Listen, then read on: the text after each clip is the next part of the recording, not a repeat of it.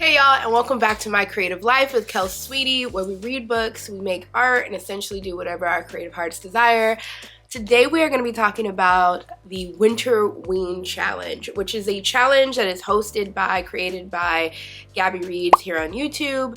I did her summer ween challenge and had a great time. So there's a sister challenge to that, and I decided last minute I was just gonna go ahead and do it. I had a good time overall. Let's get into the reviews and the vlogs. This is going to be a vlog over time type of video, and then we're gonna meet up and talk about reviews a little bit after that. But first, I want to get into some of what I was kind of expecting and what I kind of did this challenge for. So let's get into that.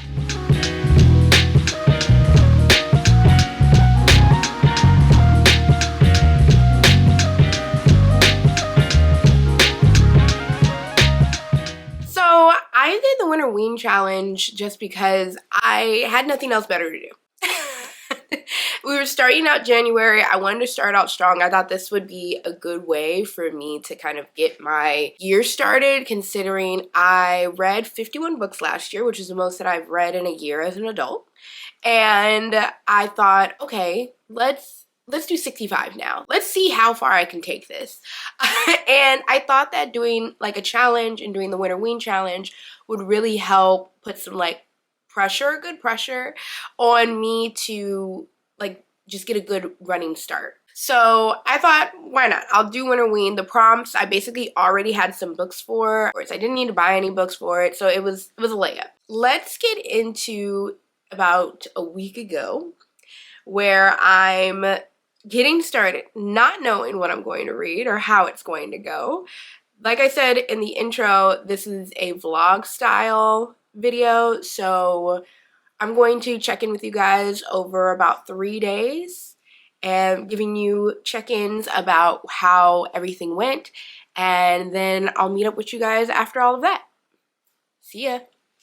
Hey y'all, so you may notice the outfit that I'm in because I literally just finished filming my January TBR December wrap-up video, and I had mentioned during that video that I had started reading Ninth House, and I did mention that this is going to be a vlog style type of video as I talk about Winterween Challenge, and I thought, why should I talk about it any other time but right now when I have the camera set up? So I want to talk a little bit about the first, I think I'm 20% in.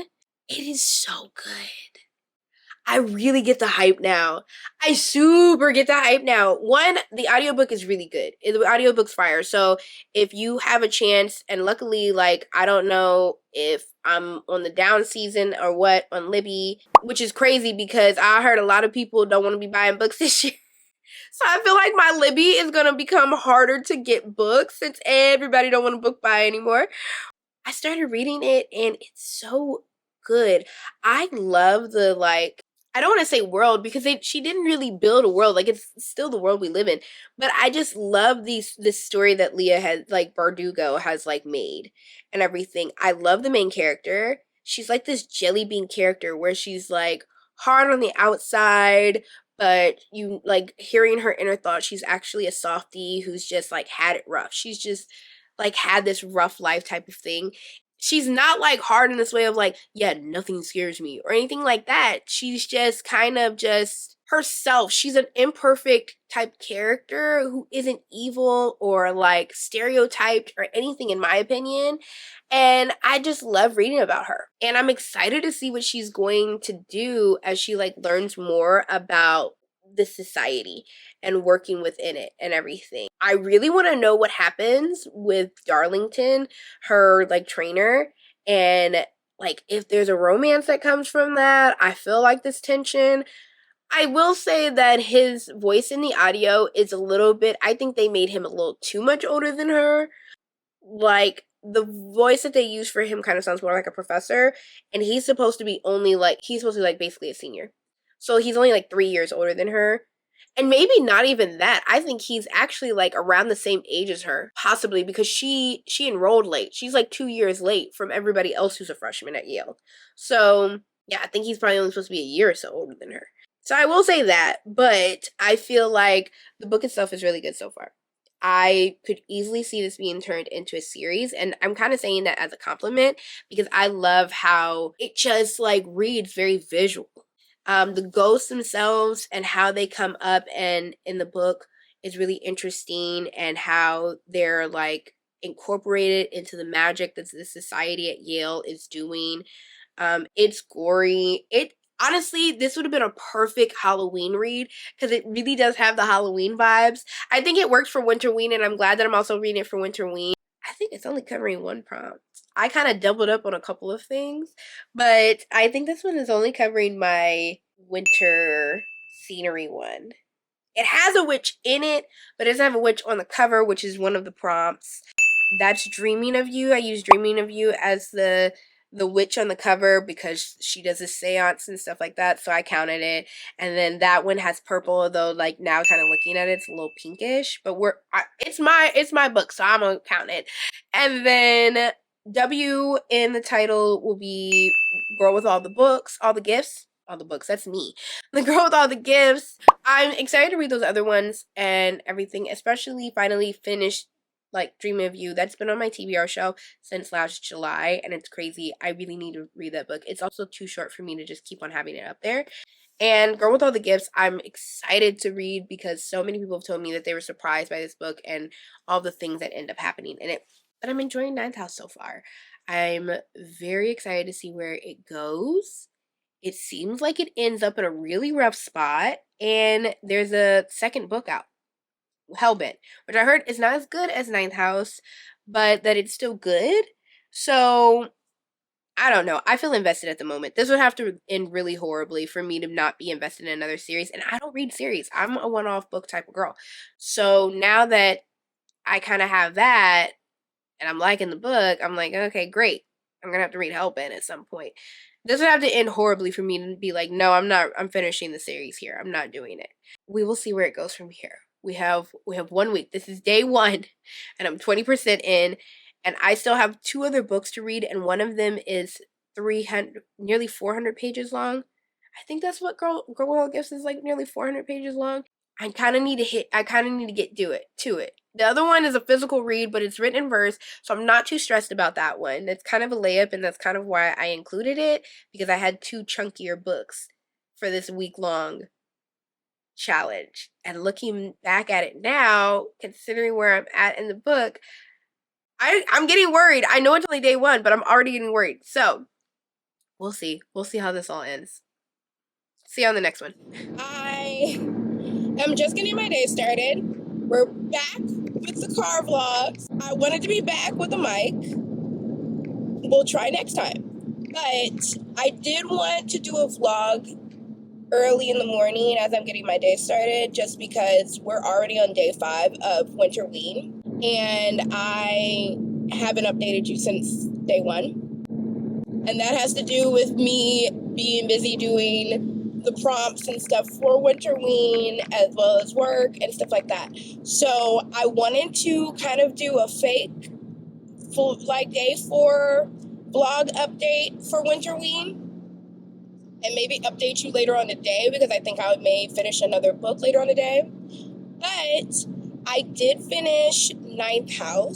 It's worth a hype. I'm gonna read Hellbent probably in March. It's so good. I am not a huge fantasy like reader. I don't really get it. And this comes from somebody who like loves the Harry Potter movies and even the books and stuff like that. Growing up on them, and even when I was a kid reading fantasy, and I don't know, as I got older, I just wasn't into the idea of fantasy and magic as far as like a story is concerned. And what I loved about this was, I think the reason why I don't like those stories as much anymore is because of like the made up worlds that they're in. What I loved is that Leigh Bardugo took magic and all of the best parts of fantasy, I feel like, and said, and now what if they were in the real world? Let's also use like fraternities and stuff like that that are actually real, and kind of expose those and still keep the elements of a lot of things that are wrong with the world alongside magic. Like, magic doesn't fix things. If anything, it might make it even worse. And make that, like, you know, the idea that magical herbs could be used like a street drug, or magical whatever could be used as a commodity just like any other thing in our capitalist society. I love that. I loved Alex as our main character and her dark past and her like black cat personality and stuff like that. I loved her. I loved her in Darlington's like situation. I love that she didn't go right into romance in this book. Like, they hinted at it. It was a slow burn, and I love that, because I'm sick of reading a book and like within 50 pages, some girls jumped into some other guy's bed and saying, I love you. Come on now. I'm not big into that. But the book had to do with Alex, and essentially she sees ghosts and she's learning how to control that power after a really like horrific situation that she's been through. And Yale ends up like bringing her into the school in order for her to serve on their 9th house, which is like a house of Leafy. They're essentially the hall monitors of like the magical world and the houses and everything. They just want to make sure everybody's doing what they're supposed to be doing. Don't don't mess it up. Don't get us in trouble type of stuff. We have rules, uphold the rules type of thing. And of course, nobody upholds the rules. So, you know, I think the ending, the very last ending, which is what's going to be in this sequel novel, I'm excited for it. I think it was a good ending. But I think that the very, very last, like what everything built up to, I do think that they kind of pulled something out of a hat there. That, and I think that sometimes Turner got a little bit too 1920s noir mystery cop. His rhetoric was sometimes a little bit like, just like golden cop guy or whatever. Like, I don't know. He sometimes just got a little cringy with his dialogue, but even by the end, I was kind of like, oh, okay, I get it. He has to be like Alex's foil. I get it. But I loved it. I'm going to read Hellbent. Absolutely recommend it, especially for people who don't like fantasy novels. I feel like that's the thing with even Fourth Wing. Like, people liked Fourth Wing because although there was these dragons and magic and whatever, it was a smut novel at its core.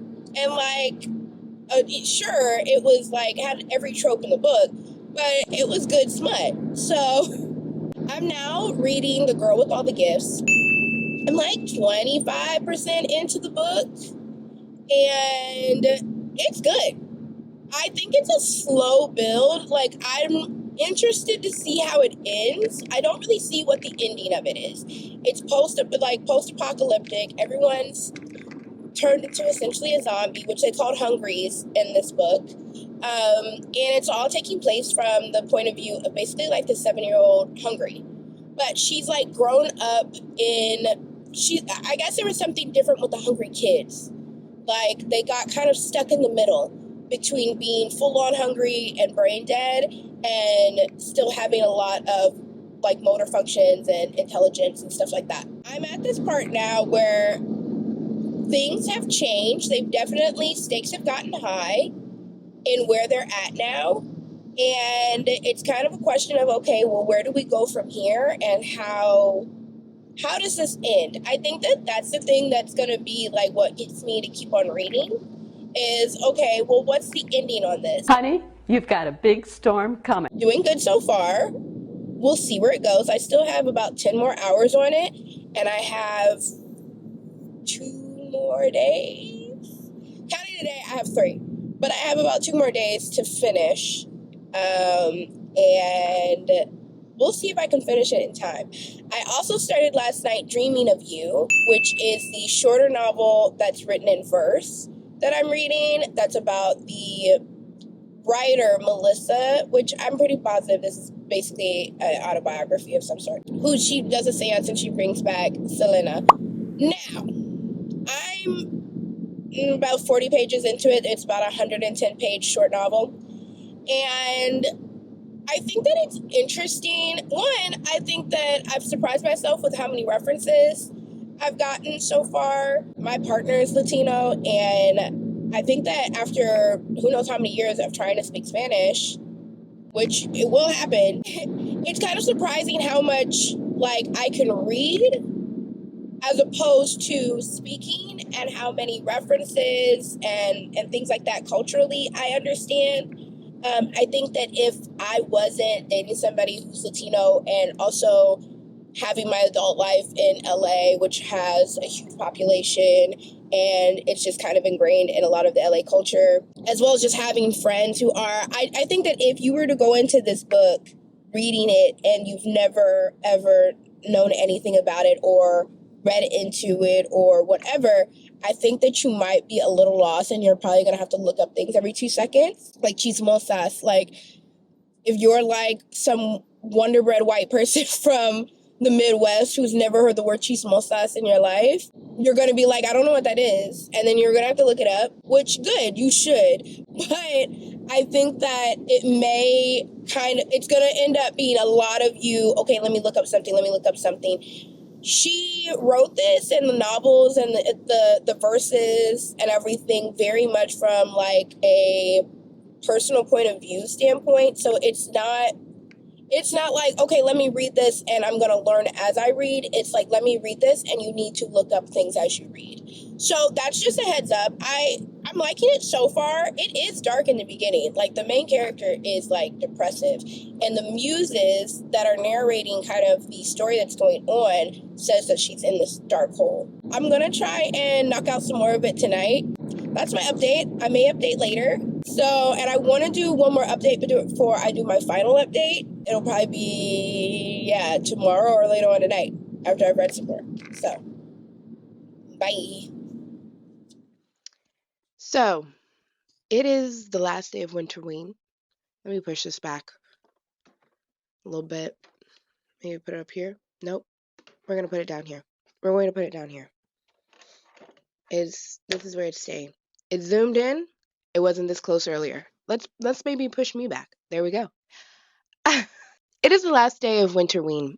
It is the morning of the last day of winterween, which is why I look like this.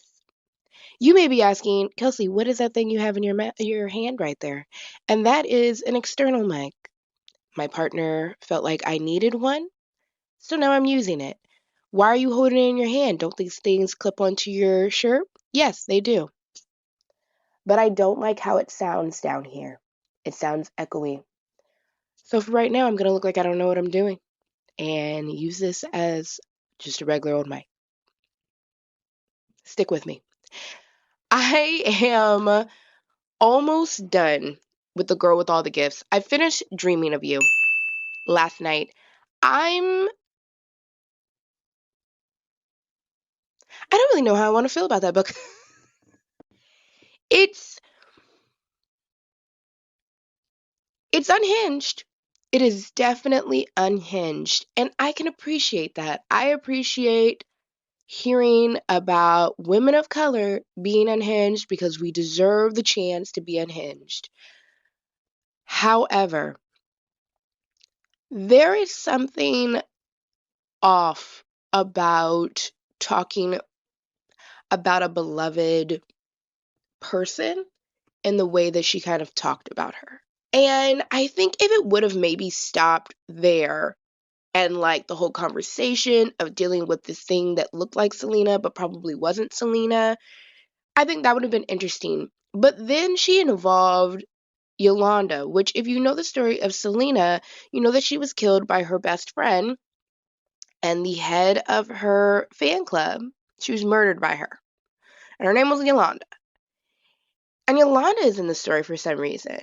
And Yolanda keeps on coming into the story and still wanting to be with Selena. And there's also this rhetoric about her sexuality because there's this whole ongoing thing that Yolanda was a lesbian and that she was actually in love with Selena and everything, which doesn't really sit right with me.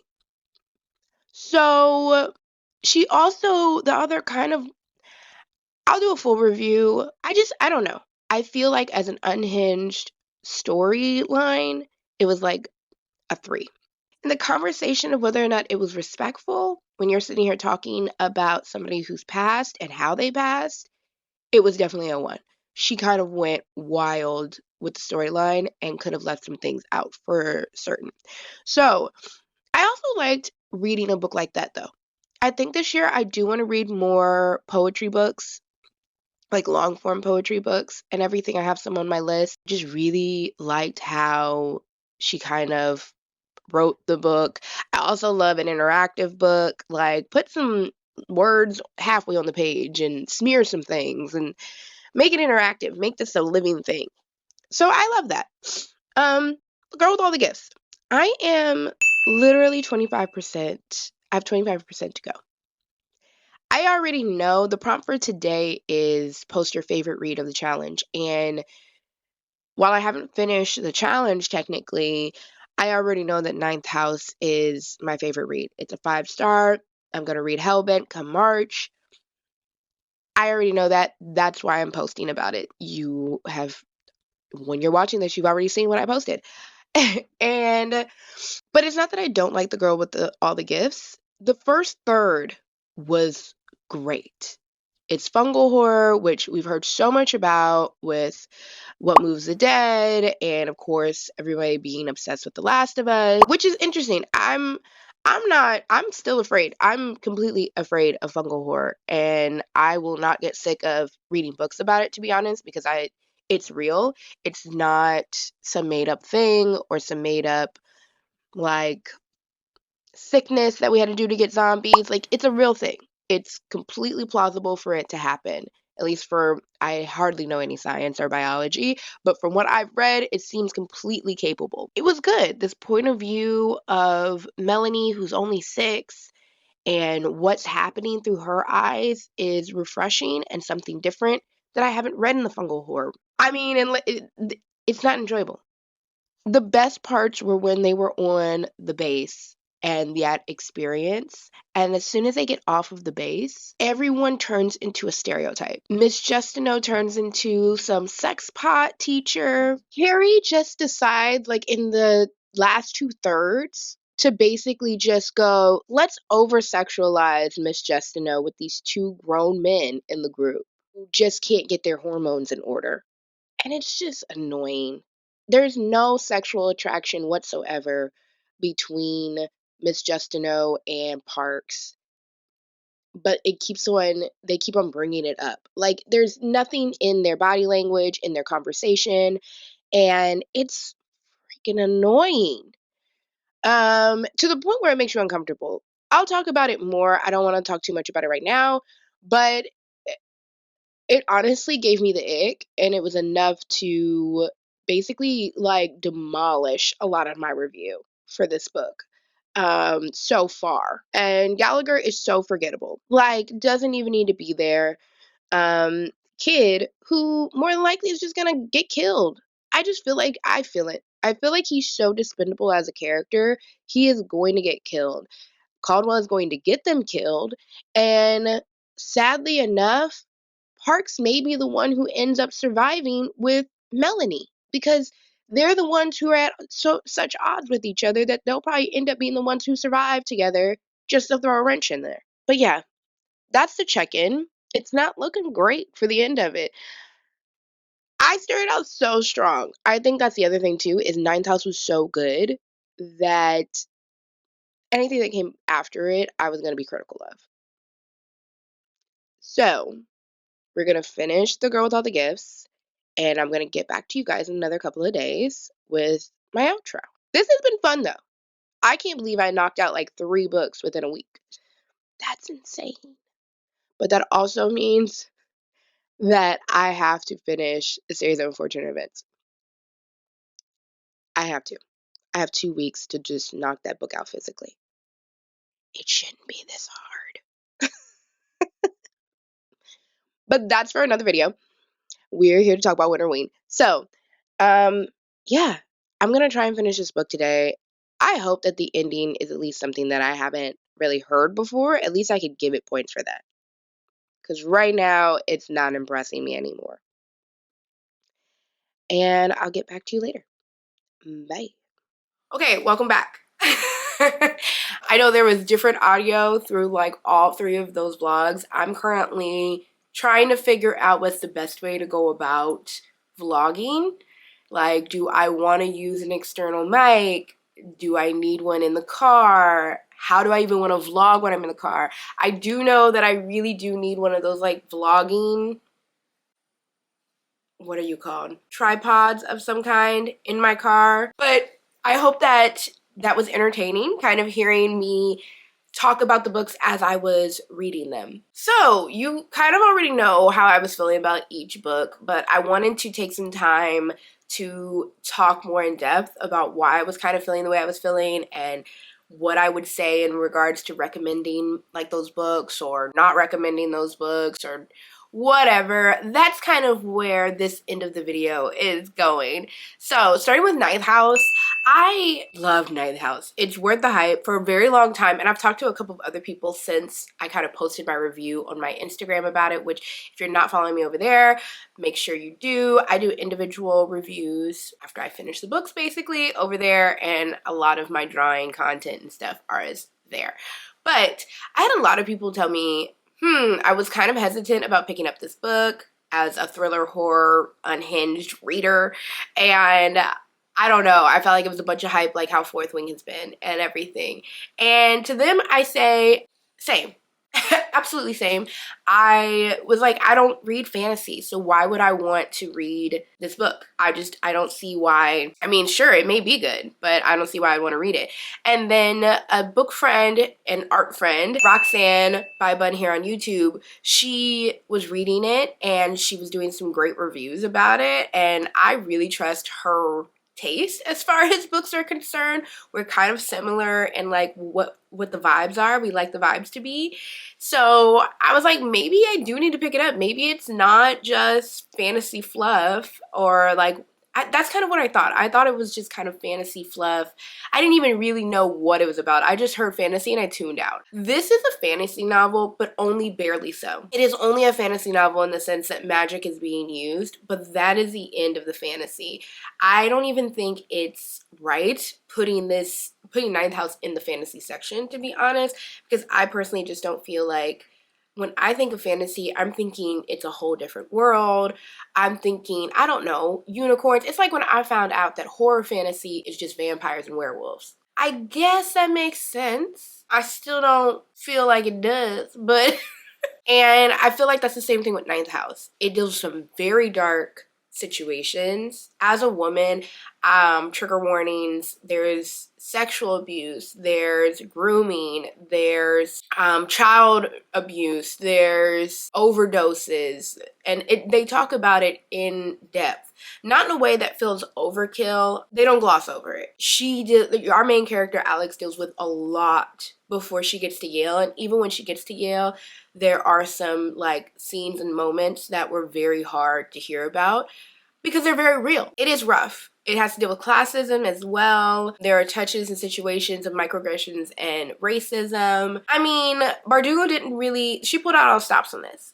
My version of the audiobook had an interview at the end, which I think was really interesting because you find out, if you're not into the big conspiracy theory thing, you may not know this. Apparently my partner knew it because he's into conspiracy theories, but the magical societies that are in this book are real. Plenty of people who have gone to Yale have been a part of them. They're essentially fraternities, but they are real. She's a part of one. So, you know, it's kind of talking from some experience. Now, I don't think that they're sitting here and doing necromancy in order to make things happen for them, but there is some sort of like classic magic happening there, you know? But I think that it was so entertaining. I would love to read more fantasy books that are like that. Like magical realism, but not like historical magical realism. I think so many magical realism books feel like history lessons or very historical or only used in a historical context, and I appreciate it in this kind of situation of just bringing it to present day life. I loved it. I loved how they left the ending for us to lead into the next one, which is why I'm picking up the next one, because they're going to hell. But I think that it was really entertaining. I think that I would definitely recommend it, and I think that it's not as overhyped as I thought it was. If you are somebody who usually reads like more like darker things or horror, unhinged stuff, I think that you would enjoy this book. I don't think that it would be a waste of your time. So 5 stars to Ninth House. The next book that I finished was Dreaming of You by Melissa Lozada Oliva. Jesus. And this was the lowest one that I read, but it's kind of a complicated one. I gave this a 2 stars because I met in the middle between a 1 star and a 3 star. And the way I got that was because I enjoyed reading about a Latina who seems completely unhinged and depressed and sad and all those things. Love that. Need to read more of that. Want more of that out in the world. However, the way that she treated the story of Selena and her as a person felt very haphazard. I feel like the idea of her being in this depression and doing this seance to bring back Selena, interesting story. Reason why I picked it up. But I do think that Yolanda could have been left out of it or just hadn't have played such an extreme part in it. And like I said before, if you don't know the story of Selena, she was a big Taino pop star and completely beloved, killed far too soon, and she was killed by her best friend and head of her fan club, Yolanda. Go watch the movie. It's actually a good movie. I mean, you know, don't watch the show. The show is not good. Having Yolanda in the story and Yolanda playing the part that she was kind of playing in it over and over again kind of felt weird because it kind of felt like she was just dragging out that murder because Yolanda was still looking for Selena to kill her and be obsessed over her. I kind of mentioned this before, I just didn't like how they were treating the speculation of Yolanda being queer and how it was being thrown around like this evil lesbian type of trope. And that wasn't kind of cool to me. Yeah, I liked it in the sense that it was 3 stars in the story of the unhingedness of it all. Like at some point Yolanda like sits here and basically skins Melissa. And there's something about that that's like, okay, and unhinged, we like this. But I don't think that I liked Yolanda doing it. It kind of felt like at the end, also, we just completely like lost the storyline. There was no real ending. It's just like all of a sudden she was in hell and all of a sudden she wasn't. And then you're like, did any of this happen? You don't know. You'll never know.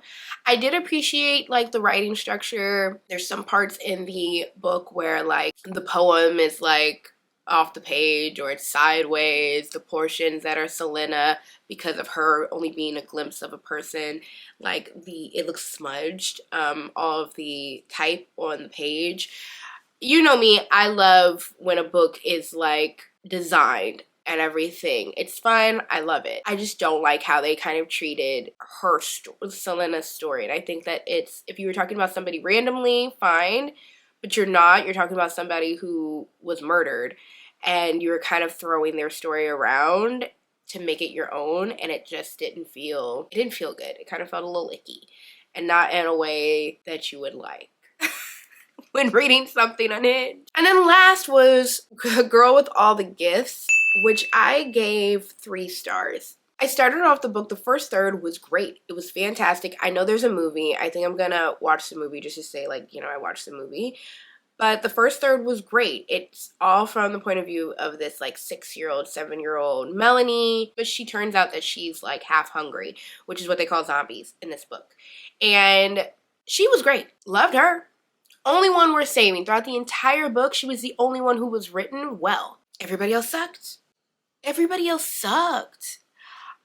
Miss Justineau becomes annoying and completely reckless. Also kind of stupid. Parks, Sergeant Parks, he's just this jughead. Gallagher is forgettable. Caldwell is dumb for somebody who's supposed to be this like world-renowned doctor. It just spirals out of control. I feel like the story got away from Carrie, and never mind the fact, again, I will say, the thing that really killed this book for me was once we got off of the base, it was like sex, sex, sex, sex, sex. And not even people having sex, but like everybody's sexualizing Justino. And even at one point, I think that Parks or Gallagher even says something about Caldwell being like an older woman that they would want. And I'm like, both of these men, like the women, when you're getting their point of views, nothing about sex whatsoever. The two men, constantly thinking about sex. And it's like, are you saying that men are so sexually driven that even during an apocalypse, that can't even kill their sex drive? It's just like out of nowhere. And it gets to a point where they're mentioning it, Gallagher and Parks, in such a way and their point of views in their heads so often that you kind of even start to fear for Justino, because you're like, at what point do the niceties stop and you become, this is the last woman on earth that I could ever have sex with, and I'm going to do what I want because no one's here to stop me. That's scary. And I think as a man writing this book, he didn't understand what a scary thing you're kind of putting out there as you continue to bring up over and over and over the fact that both of these men have sexualized down this woman. They were drinking at one point, and Park's even trying to make some move. Justino puts on the brakes. She's like, yo, what are you doing? And he's like, oh, did I read the situation wrong? Yes, you read it wrong. And even after she tells him, no, you've read it wrong, he still is sitting here in his mind during certain portions during that scene going, they're like these sexual innuendos in his mind. What? And then what happens with the both of them at the end was just really unacceptable and unnecessary. Gallagher, also a situation. I mean, the conversations of pornos and wet dreams, he just felt like the absolute, like, I get that he was somewhat of a child, but he also wasn't a child. Like, he was 20-something years old. It was just getting ridiculous at one point where it was just uncomfortable to read as a woman about what these men were thinking in their mind about Justino, and her like not having not one single thought in her mindset about it. It was freaking weird. I didn't like it at all, and that knocked down a full star for me. Even maybe a star and a half because of how much of an ick it gave me. Melanie was really the only one who started making good decisions at one point. The actual ending of this, I don't have a problem with. I think the writing of how the ending felt a little like, that's it? I think I got to the end of it and I was just like, okay, I guess that's it. That didn't feel final. Here's a spoiler alert. So go down to the chapters and maybe move forward if you don't want this spoiler. I want to know, how did Justino not turn into a hungry? She's the only one who survived. Melanie goes, I'll protect you. Okay, you just put spores in the actual, like, air. So what, did you, like, have her walking around with an air filtration unit 24/7? Except when she's in this tank of some sort? And if that is the case, oh, Justino is about to commit suicide soon. Because that's not in existence. Like, she kind of low-key has you in a prison of her own making, to be honest, because you're not going to turn into a hungry because she doesn't know how that's going to work for you. You're walking around with basically an airlock suit 24/7 because the fungi is in the air, and you probably can only stay in this tank that has, like, actual fungicide in it and things like that. Like, are you supposed to be depressed at how this ended? I was depressed on how it ended, which, again, that's not necessarily the problem. The problem is that you don't know how Justino feels about how it ended. And that kind of leaves you in the air to go, is this supposed to be a sad ending, or is this what she wanted? Or, you know? I also didn't like how Justino and Parks end up hooking up. It felt completely out of left field. It feels like Justino got Stockholm Syndrome out of nowhere, and all of a sudden she's like, well, there goes a warm body, and he's the only one left. On that note, spoiler over. Welcome back to those who did not want a spoiler. Yeah, so I gave it a 3. I feel like it's not the worst book I've ever read about zombies, because there were parts of it, like as far as like the hungry kid, I honestly would have wanted the entire book from Melanie's point of view. Because I think having this innocence of a child not knowing who they are and discovering who they are and what does that mean for them is interesting and a great metaphor for intersections. I mean, I know that like a white man wrote this book, but I thought that it was very interesting, Melanie figuring out that she was hungry when she's been told all of her life that hungries are evil. And what does she do with that information now knowing it? And how does she feel about herself now knowing that information? And now that she's in it and she's been like introduced to what society thinks of her, what does that mean for her? And that's kind of what I felt throughout the story as Melanie is dealing with her identity. And what does that mean? And that I loved. That I wanted more of. Everybody else was just a side character that meant nothing. I did not need them at all. I don't know if I would recommend people reading the book. It is a long book for me to like sit here and feel, and especially if I was physically reading it, I would probably be upset and pissed right now because it is not a short read. I listened to the audiobook, and even then, I was cutting it down to the wire on finishing it for the challenge. I just feel like there's better zombie, especially fungal horror stories out there than this one. Some of y'all were lying. Some of y'all were out here lying that it was really good. And I'm glad you enjoyed it. Me personally, I couldn't. And I hate that I couldn't because I really felt like this was gonna be another at least 4 stars. But Carrie just did too many things that made me too uncomfortable, and I think that they just didn't develop the character of Melanie as much as I would have liked and as much as I think would have made the book that much better. So that's it. I had a great time during the winterween challenge. Regardless of the last 2 books I talked about, I really get upset if y'all like learn from my last video, the Paul Bearers Club. I just get upset at wasted potential because both Dreaming of You and The Girl with All the Gifts had huge potential to be 5-star books. And instead, I'm sitting here going, why did we do these things? You could have had such a better book. That was my winterween. I only got through 3, but 2 of those books were really chunky. So like right here, they're right here. This is Ninth House, and this is Girl with All the Gifts. They're about the same length, to be honest. About 400 pages or so, which to be like, I'm gonna read that while I have a 9 to 5. Keep in mind, y'all, this is not my 9 to 5. I do not do this all day. So having a 9 to 5 and everything, and in a week, be like, I'm going to read these 2 books, as well as this one. I was a little crazy, I admit it. But I'm glad that I did it. I'm now like 2-3 books ahead of schedule, according to Goodreads, on reading 65 books this year. And now I have the rest of the month to literally just finish a series of unfortunate events. I'm giving myself no other goal. I'm not throwing another book in there. I'm literally just going, you just need to finish a series of unfortunate events. That's it, within the next 2 weeks. Let's see if I can do it. I had a good time.